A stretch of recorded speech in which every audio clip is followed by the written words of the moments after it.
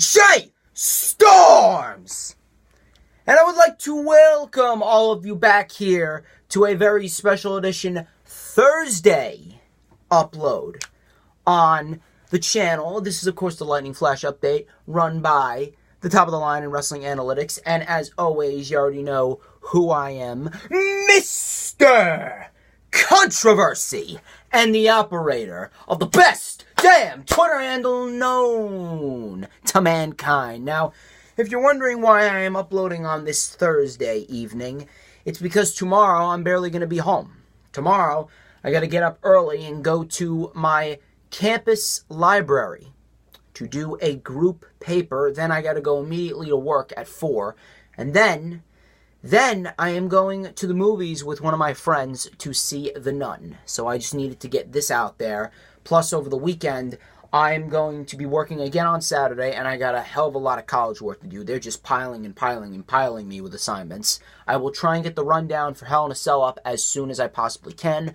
But for now, we got the Lightning Flash update tonight on Thursday, September 13th, 2018. So why don't we get into our festivities here with the weekly show reviews.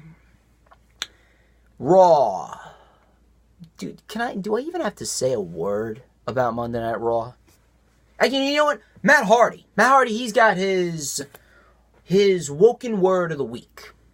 I'm going to do my own version of that. I'm going to do the Lightning Flash word of the week. New segment here on the show. Today's Lightning Flash word of the week is poison. Because that is what Monday Night Raw is. A poison. It is a lethal injection, no disrespect or shade thrown at the current Ring of Honor champion, Jay Lethal. But it is a lethal injection, and once it reaches your brain, you become a zombie. A mindless zombie. Saying the show was the greatest show on earth, as if it's nothing. That's why there's people like me. You are the poison. And when you ingest the poison, you become the poison, and we are the cure. We're here to open your eyes, but the mindless zombies continue to doubt and deny people like me. Shocker. Strowman and McIntyre and Ziggler kicked off Raw with the heels. Ziggler basically praising the heels. They got Mike Kanellis there. They got Mike Kanellis. They got Mojo Rawley. They got Drew Gulak. Drew Gulak hasn't been seen on Raw since March. Drew Gulak hasn't been seen on Raw since March. Drew Gulak is 205 Live specifically. You really telling me that you gotta bring Mike Kanellis out from the back? You gotta reach deep down into the bag and pull out a Mojo Rawley and bring Drew Gulak over from 205 Live just to help get Roman cheered? Seriously. You got the faces in Ambrose and Rollins, and then you got the heels in Strowman, McIntyre, Ziggler, Gulak, and all the rest of them. Nearly every single person on that show being used for one person to get cheered by the audience that watches the show week by week by week. If that doesn't say pathetic, I don't know what does. Shield came out, they used weapons, take out the heels. Baron Corbin said to get off the premises. Nikki Bella defeating Ruby Riott. So now WWE is putting on John Cena's on and off girlfriend, and I gotta watch her beat a woman who should have already been women's champion. The Bellas are worth nothing. They are nothing but bikini models and reality stars of two of the most atrocious reality shows in television history. Plain and simple. This is worse than Keeping Up with the Kardashians. And I have not watched a single episode of Keeping Up with the Kardashians, and this is worse. This is even worse. Total Bellas is terrible. Total Diva's terrible. Get Nikki off of Monday Night Raw and put her back on Total Divas where she belongs. She's way too stiff in the ring. She's like Jinder Mahal. It doesn't take much to be a better wrestler than Jinder Mahal. I'm a better wrestler than Jinder Mahal. Nikki's the better wrestler than Jinder Mahal, but still, she's not good at all. So put her back modeling for bikini magazines and leave the wrestling to Ruby Riott and Ember Moon and Sasha and Alexa, or excuse me, not Alexa, and Becky and Charlotte. Alexa's just as worse, and I'm going to talk about that later. AOP defeated Jobbers. Triple H addressed the crowd and said that The Undertaker and his aura, his phenom persona is gone. The streak is gone, and he's nothing more than a reputation. That was a pretty accurate promo by Triple H. Very accurate right there. And he says he's basically going to erase that reputation at Super Showdown. I am liking the build towards this, and they could very well have the most underrated match. It could be a very fun match by the end of it. So I'm going to wait and see how that plays out. McIntyre and Ziggler then retain their titles against the B Team, only for Ambrose and Rollins to attack afterwards. And they manipulated Corbin. It's like they were controlling Corbin like a robot. They're like, oh, well, I'm here, I'm Seth Rollins, and Dean Ambrose is here, and, Roman's not here, we're not in our Shield gear, we're not the Shield. So just because you're not in your Shield gear, and Roman's not there, that's their excuse. And they actually brought a police officer in that Dean Ambrose knew, and somehow they weaseled their way into a Raw Tag Team title opportunity at Hell in a Cell against Ziggler and McIntyre. They've done nothing. They've done absolutely nothing to deserve a Raw Tag Team title opportunity at all. Seth Rollins, why isn't Seth Rollins defending the Intercontinental Championship at Hell in a Cell? Why didn't Dean Ambrose turn heel on Seth Rollins at SummerSlam? And we could have gotten a Johnny Gargano versus Tommaso Ciampa-like feud on the main roster with Ambrose and Rollins. Obviously, it wouldn't have been as good as Tommaso Ciampa and Johnny Gargano, because I don't think anything could even top what Johnny Gargano and Ciampa have been doing this year, but it would have been good for the main roster. You're really going to put all the titles on the Shield, aside from the Raw Women's Championship, now to get the Shield over. I've seen the comments on social media. The Shield isn't as over as you think. All of these heels are being used to get the Shield over, because Roman Reigns' little problem, as in the go-away heel heat that he has, it's going to start to rub off on Ambrose and Rollins, and WWE knows that. So they need to use all these heels. They need to put all the titles on them. Again, I ask. I'm going to say it again. Why isn't Seth Rollins defending the title? Why aren't we going to get Seth Rollins versus Ziggler? You're really going to put Ziggler and McIntyre in there just to be transitional champions? There's so much more than transitional champions. Dolph, this is another figurative middle finger to Dolph Ziggler. And Drew McIntyre, this is just as worse. Kevin Owens powerbombed Tyler Breeze on the apron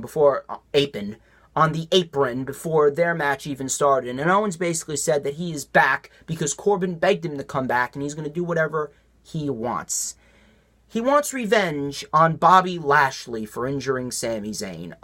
Why didn't they just do that immediately after Money in the Bank? I mean, it really doesn't make any sense that Owens is going to go after Bobby Lashley now when he should have gone after him after Money in the Bank. Sami Zayn was injured. Kevin Owens went into a 2-month feud with Braun Strowman. I mean, I get that you're trying to build off of past storylines, but obviously, it doesn't make any sense.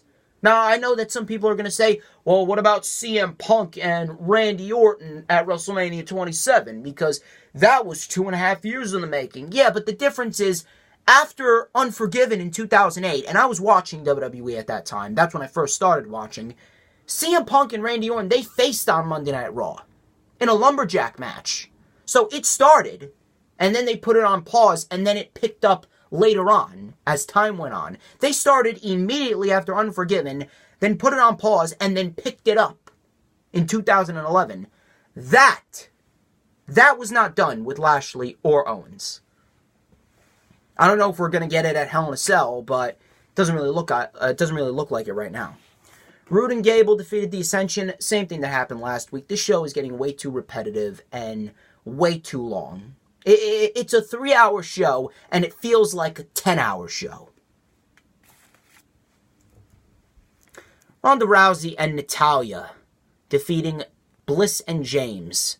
Alexa Bliss is so sloppy in the ring, and the fact that they actually gave her offense against Ronda Rousey in this match is downright disrespectful to Ronda Rousey.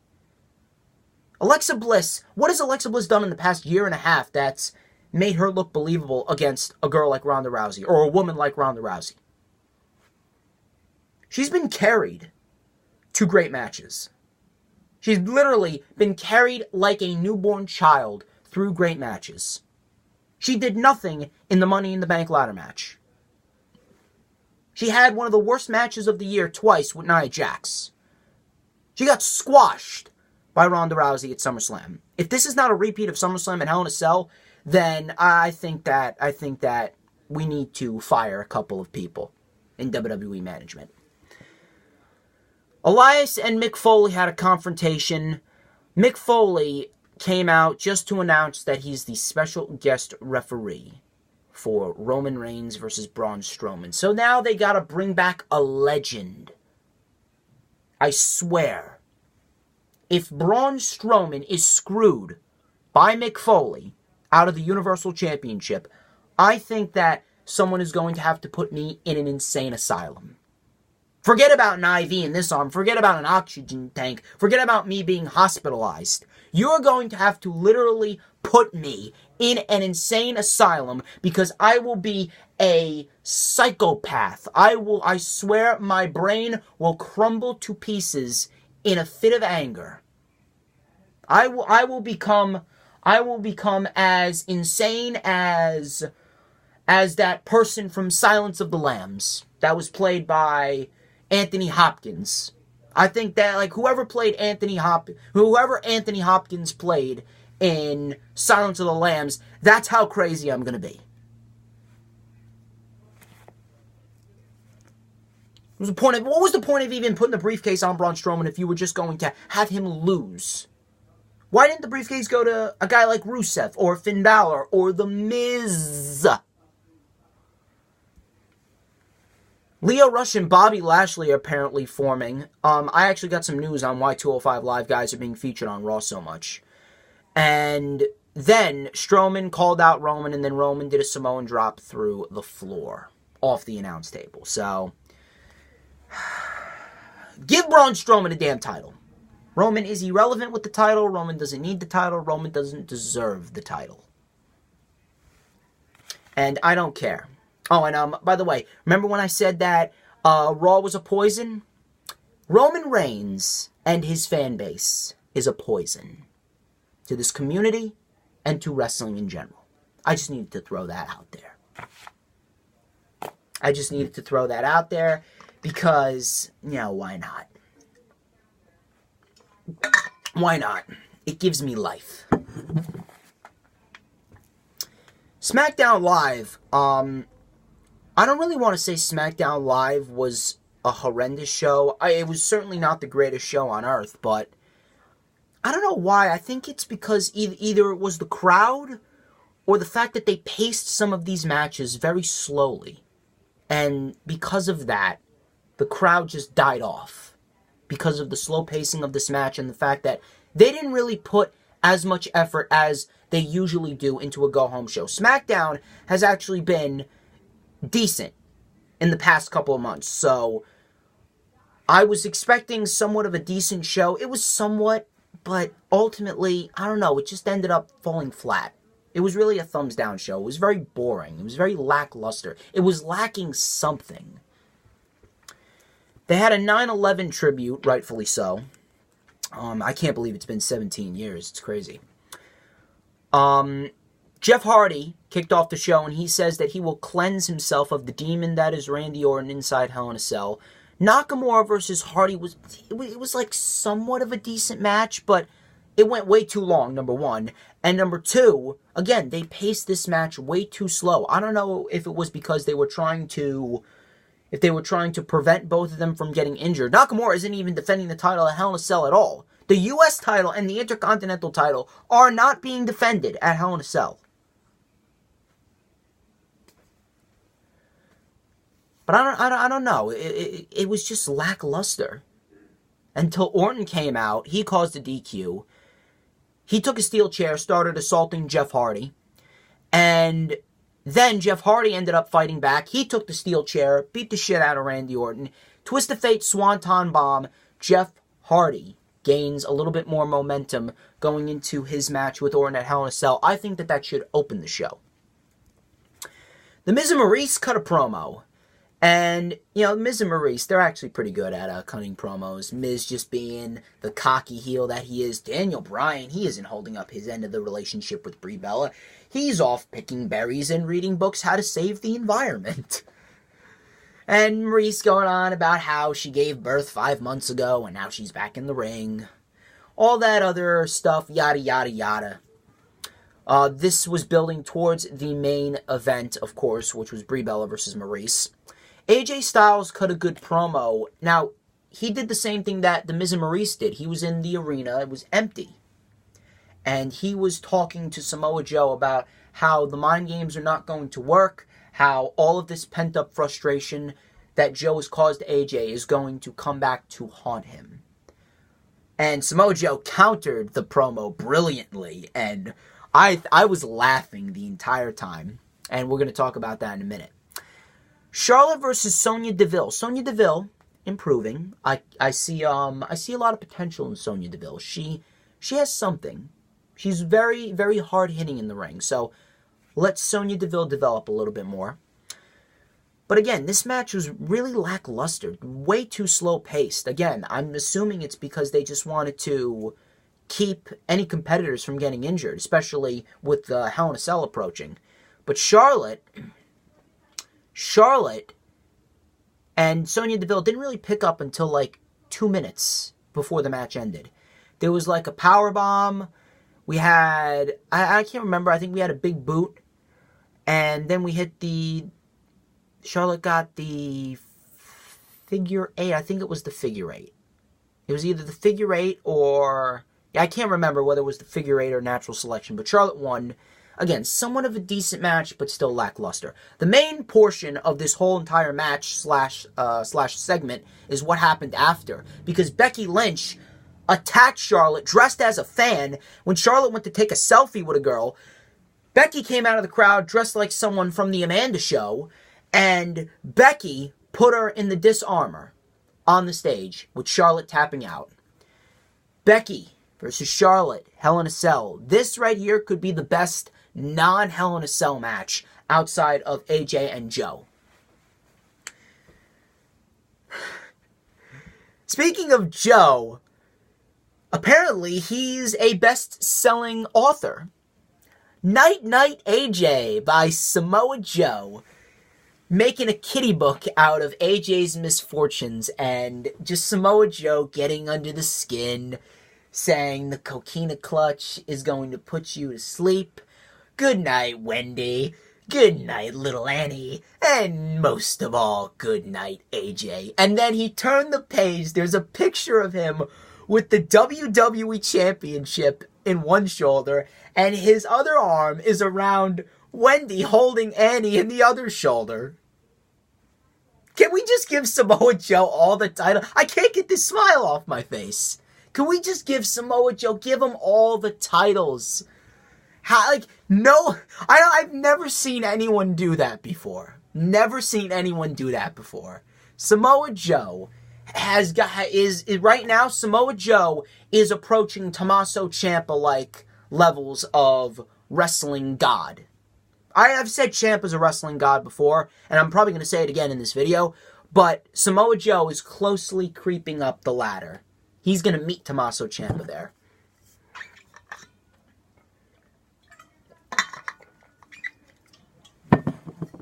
Rusev Day versus The Bar. This was a good match for what it was. Good tag team match. We had some back and forth offense. We had a Tope Con Hero by Aiden English.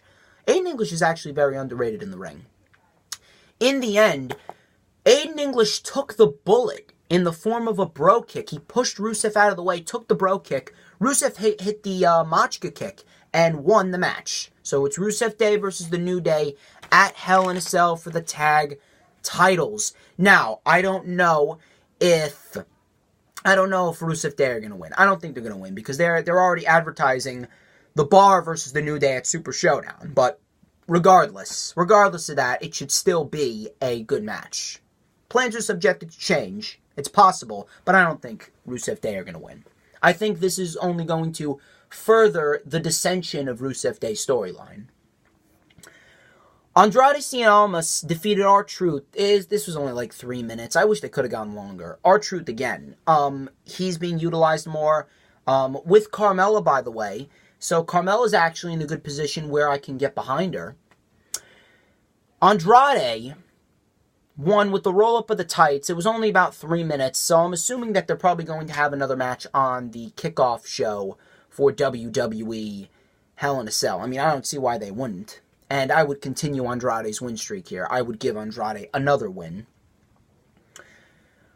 Brie Bella versus Maurice ended in DQ when Miz pulled Brie out. Bryan then started the brawl.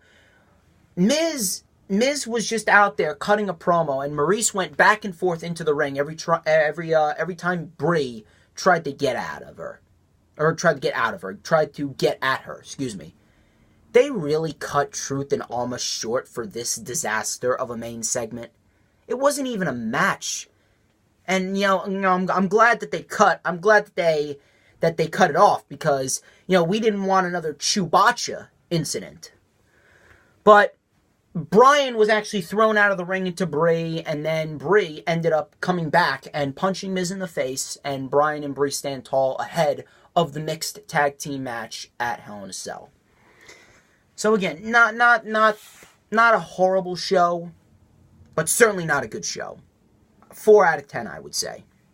There was more negatives than there were positives on SmackDown, but still, it was better than Raw, but not really. 205 Live, however, was a very good wrestling show. Matter of fact, the crowd was actually more alive for 205 Live than they were SmackDown Live. Grand Metalik putting on 2 very good back-to-back performances on 205 Live. One with Tony Nese, which is a very good match, and now this week with Buddy Murphy.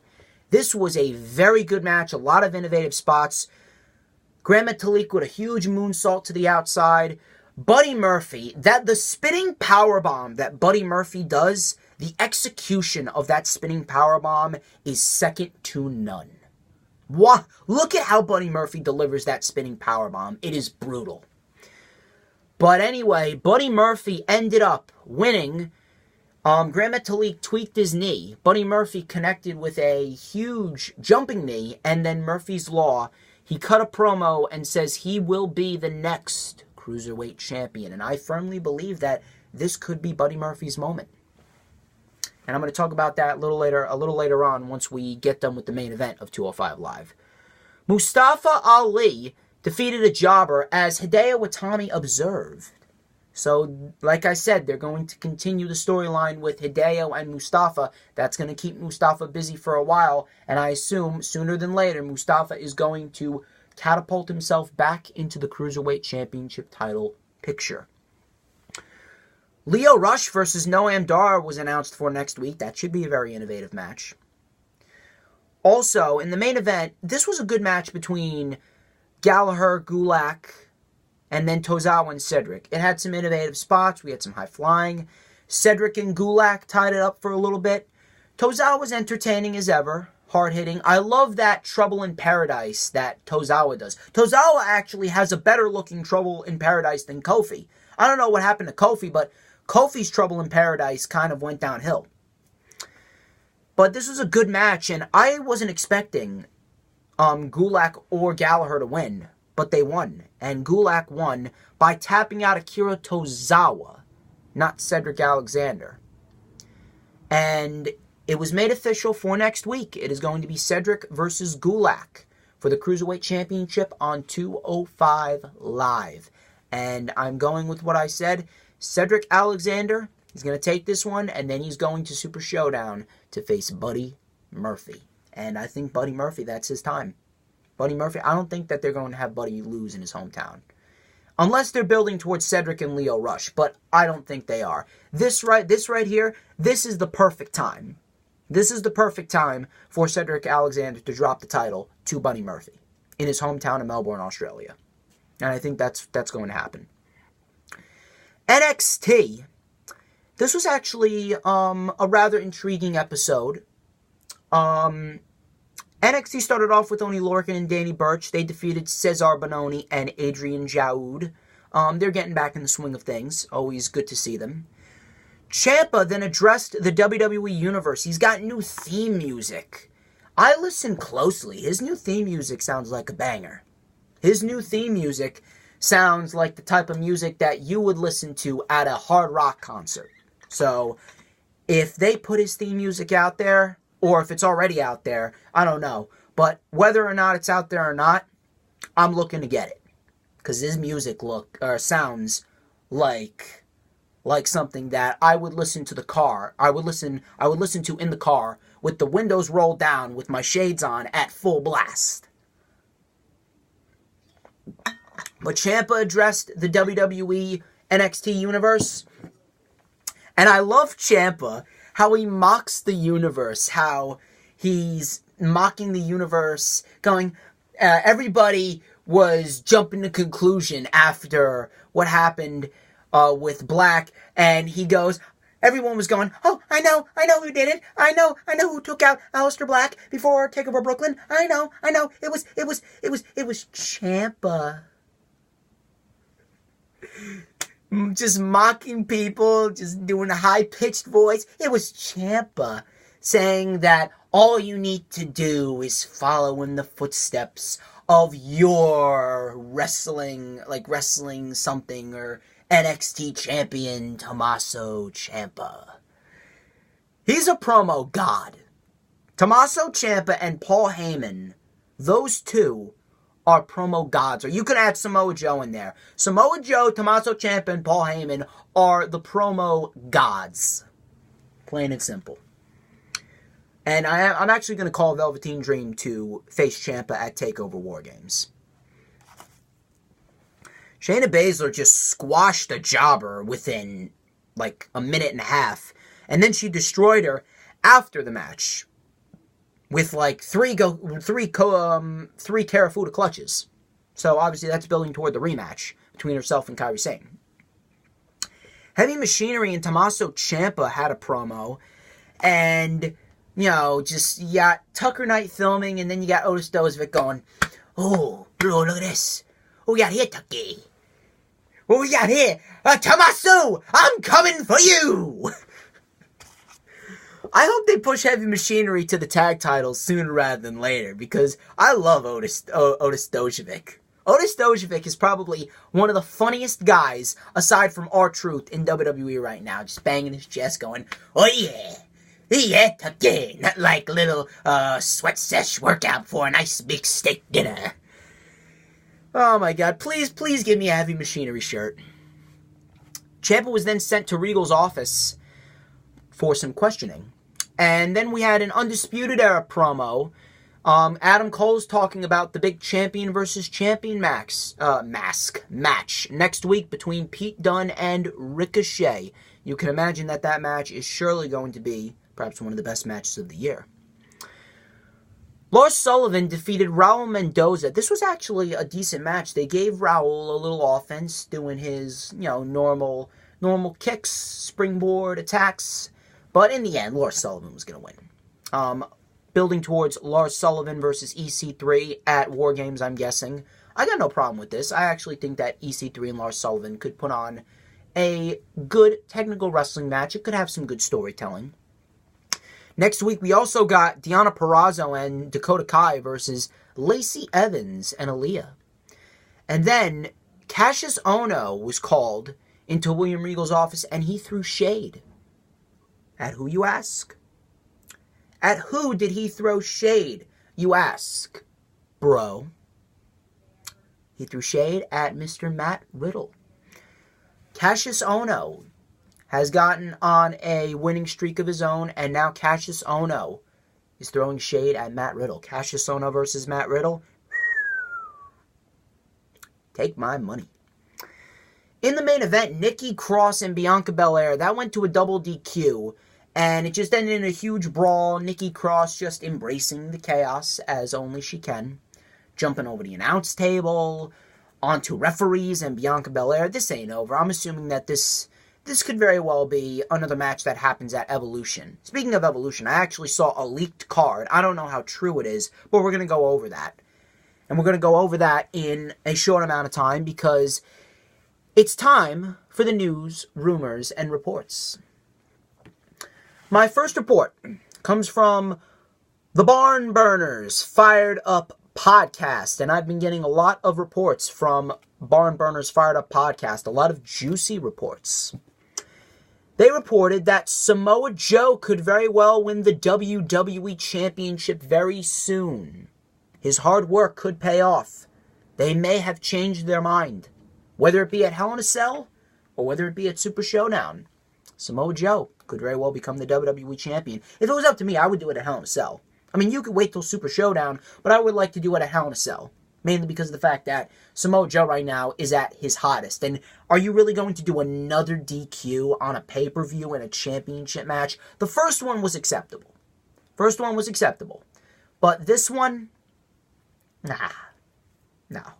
You can't do 2 DQs on a pay-per-view in the same feud for the same match twice. You can't do that. My next report.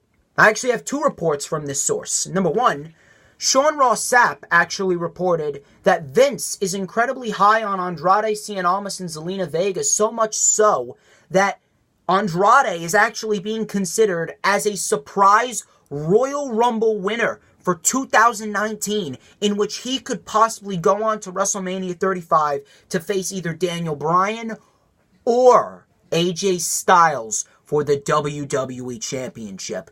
You're going to give Almas a Royal Rumble win? Oh, holy shit. Holy shit. I would definitely pay to see Andrade Cien Almas win the Rumble.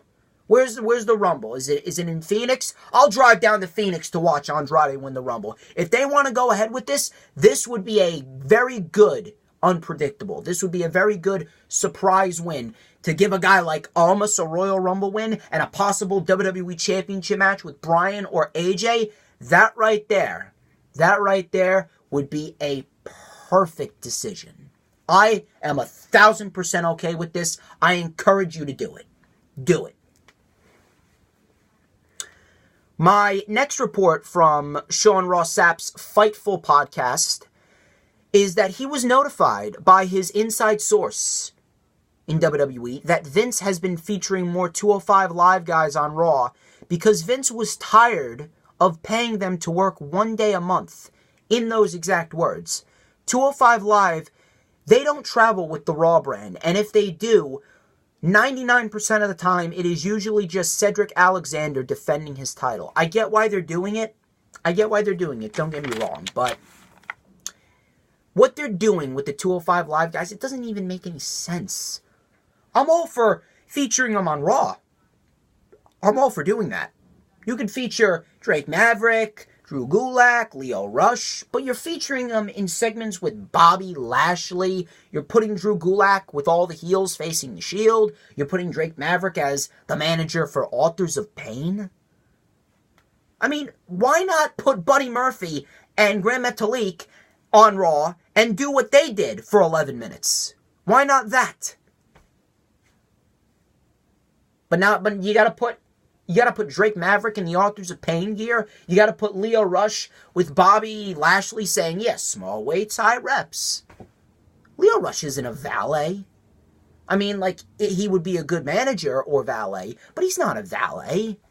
The guy's one of the best wrestlers in the world when it comes to the Cruiserweight division. He could even be a world champion if he wanted to. You don't put him as a manager for a guy like Bobby Lashley. I mean, if it means Bobby Lashley turning heel, then I guess, but still. Moving on, according to Ticket Drew, by way of Cage Side Seats. So this was from Ticket Drew, coming from Cage Side Seats. So I saw this on Cage Side Seats, but it's from Ticket Drew.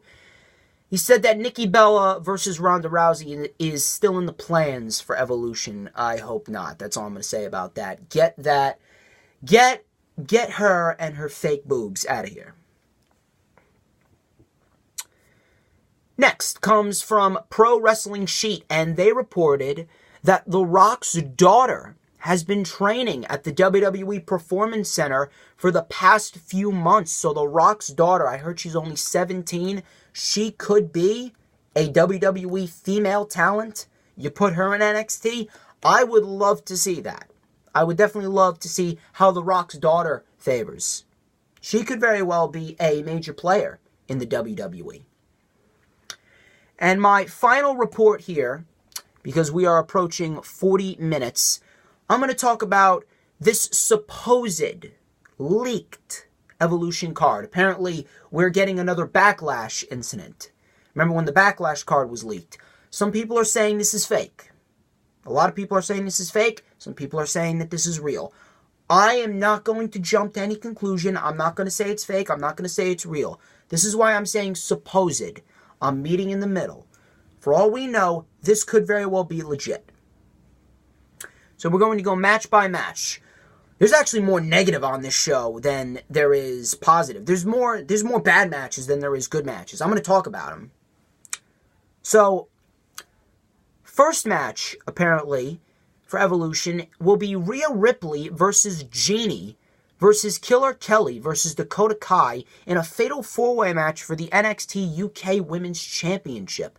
If you did not know already, I'm about to spoil something again, so cover your ears in 3, 2, 1. Rhea Ripley defeated Toni Storm in the finals of the UK Women's Championship tournament. I don't know if it's going to air on WWE Network or not, but regardless, Rhea Ripley won, so she is the current NXT UK Women's Champion. But if they do that, I wouldn't mind it. That sounds like a pretty good match. 2, we have a special announcement. I don't know what it is, though. 3, Carmella's going to have her own talk show with the Ladies of Glow.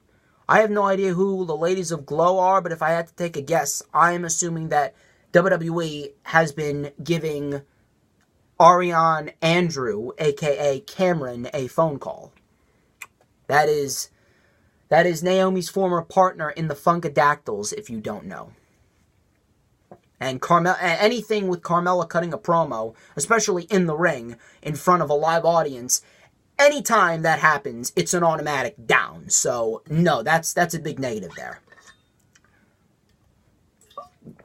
Another negative, the Riot Squad versus Sasha Banks, Bayley, and Ivory. They're bringing in Ivory as if that's going to freshen up a 6-woman tag, when I think we've seen at least 50 or 60 of them this year alone. Down.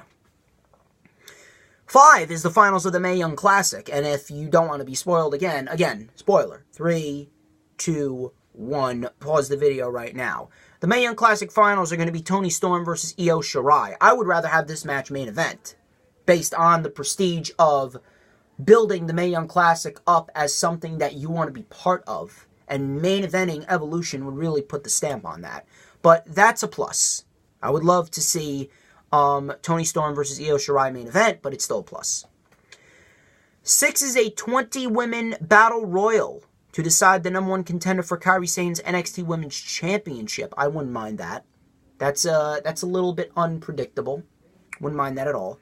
7 is Asuka versus Ember Moon. That, I am all for that. Considering the last 2 matches that they had, this would be a huge, huge match for Evolution. This could be one of the best women's matches of the year. They did it back at TakeOver Brooklyn 3. I would love to see them do it again. Naomi versus Melena. Hit or miss. Mickie James versus Lita. That's a good one. I would love to see that. Kairi Sane versus the winner of the Battle Royal. Alexa versus Trish. Down. Fox and Kelly versus the Iconics versus Sonya Deville and Mandy Rose versus Natalya and Beth Phoenix in a fatal 4-way women's tag match for the WWE Women's Tag Team titles. Hell no. Hell no. No women's tag titles at all. Women's tag titles, down, down, down with the sickness. 13 is Becky versus Charlotte for the SmackDown Women's title, and 14 is Nikki Bella versus Ronda Rousey for the Raw Women's Championship. Again, a lot of negatives. There's some positives, but ultimately, I hope this is untrue. It could be untrue, but I don't know for sure. I hope it's untrue. Ladies and gentlemen, that wraps up this edition of the Lightning Flash Update. I would like to thank each and every single one of you who tuned into this video. Do not forget to like, comment, subscribe. Follow me on Instagram and Twitter at TheDJStorms. Do not forget to check out the Lightning Flash Update last week if you missed it. I will put the link in the description. And also, Sunday at the Hooters in Wayne, New Jersey, Wrestling Express, my partnership, is hosting a meetup and a showing at the Hooters in Wayne, New Jersey of Hell in a Cell. I'll be there. Tommy McGrogan, shout out to him. Glenn Davis, shout out to him. They'll be there. Come on, hang out free of charge and watch Hell in a Cell. And ladies and gentlemen, I'm DJ Storms. This has been the Lightning Flash Update, and I will catch you hopefully in the next 2 days for the rundown for Hell in a Cell. Have a good one.